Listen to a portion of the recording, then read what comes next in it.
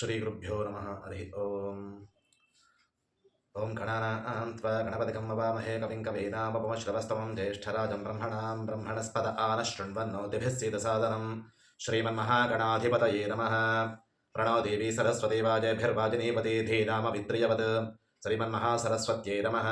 वेदवादस्य वर्तने मुरो ऋष्यस्य बृहतः वेदाये अध्यासाते श्रीवेदपुरुषाय नमः। गुरुब्रह्मा गुरुर्विष्णु गुरुर्देवो महेश्वरः गुरुसाक्षात् परब्रह्म तस्मै श्रीगुरवे नमः। अस्मत् श्रीगुरुचरणारविन्दाभ्यो नमः। श्रीगुरुभ्यो नमः। हरि ओम्। అందరికీ నమస్కారం అండి. ఈ రోజున ముఖ్యంగా నా పేరు చిన్నంబట్ల సుధీర్ కుమార్ శర్మ. నేను తెలియజేయడం ఏమనగా, మనం సహజంగా చాలా సందర్భాల్లో మన యొక్క యజ్ఞోపవీతాన్ని మార్చడం జరుగుతూ ఉంటుంది. కాబట్టి ఆ సందర్భాల్లో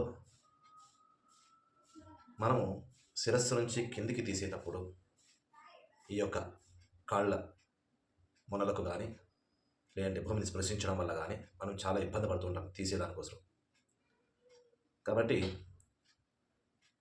అటువంటి దోషం వర్తించకుండా సులభంగా మనం యజ్ఞోపవీతాన్ని, అంటే జీర్ణమైనటువంటి యజ్ఞోపవీతాన్ని ఏ విధంగా విసర్జించాలి అనే విధానాన్ని మనం ఇప్పుడు తెలియజేయడం కోసం ఈ యొక్క చిన్న ప్రయత్నం.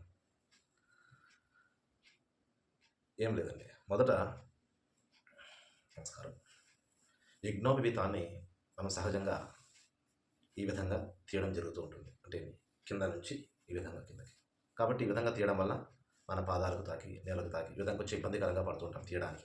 కాబట్టి అటువంటి యొక్క సందర్భం కాకుండా మనం సులభంగా ఈ విధంగా దీన్ని తీసివేయాలి అనే దానికి మనం చూసుకున్నాం. ఈ విధంగా అనేది మొదట ఈ విధంగా యజ్ఞోపవీతాన్ని మాలగా ధరించాలి.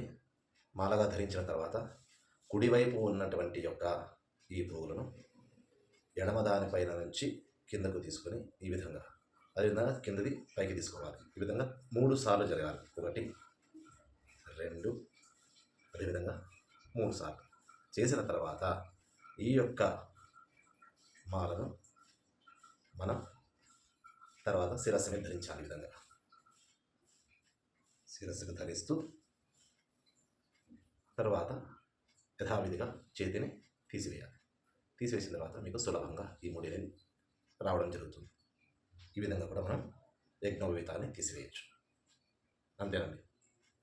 ఎందుకంటే చాలా వరకు ఇబ్బంది పడుతుంటారు కాబట్టి ఇది ఉపయోగకరంగా ఉంటుందని చెప్పి మీకు తెలియజేసుకుంటున్నాను. అందరికీ నమస్కారం. ఈ వీడియో మీకు నచ్చినట్టయితే దయచేసి లైక్ చేసి షేర్ చేసి సబ్స్క్రైబ్ చేయాల్సిందిగా కోరుచున్నాను. ఇలాంటి మరిన్ని వీడియోలు కూడా ఆధ్యాత్మికంగా చేయదలుచుకున్నాను. మీ యొక్క సహకారం ఉంటే ఈ విధంగానే ముందుకు నడవగలుగుతున్నాను. ధన్యవాదాలు.